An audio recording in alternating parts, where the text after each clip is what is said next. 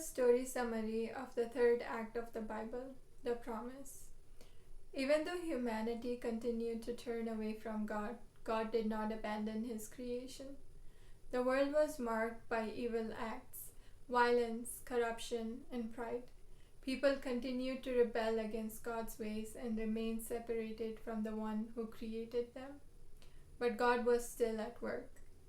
God called a man named Abram to leave everything he knows and follow him.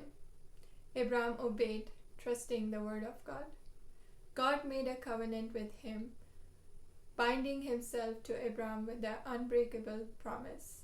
He promised to make his descendants into a great nation, even though Abram and his wife Sarah were old and childless. He also promised to give a land to his descendants where they would grow and flourish.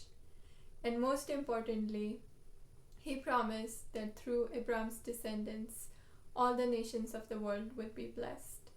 Abram believed, and his faith was counted as righteousness.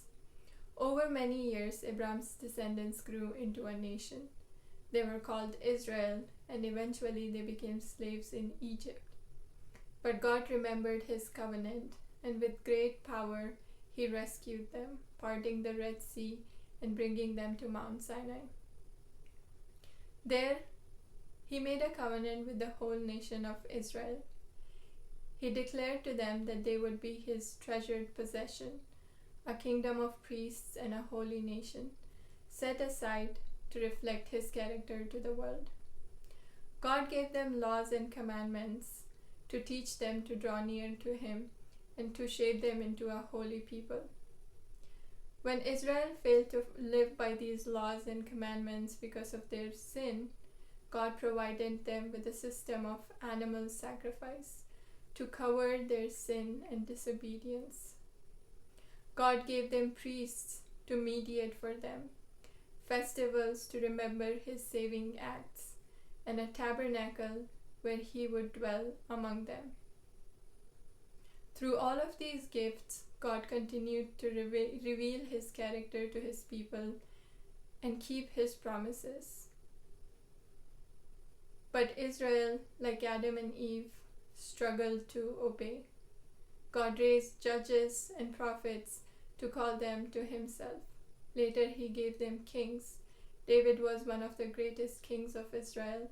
He was far from perfect, but God made a covenant through him, a promise that one of David's descendants would reign forever and bring God's kingdom in perfect justice and peace. Despite all of God's provision, Israel continued to drift away from God. There were prophets who proclaimed both warning and hope, calling people back to God.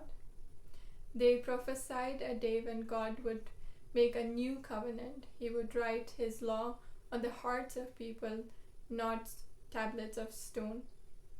They spoke of a day when a Messiah would come, an anointed king from the line of David, who would gather God's people, defeat evil, and bring salvation not just to one nation, but all the nations. Over the centuries of waiting, wandering, exile, and return, people held on to these promises, longing for the Messiah who would come to restore them and bring God's kingdom.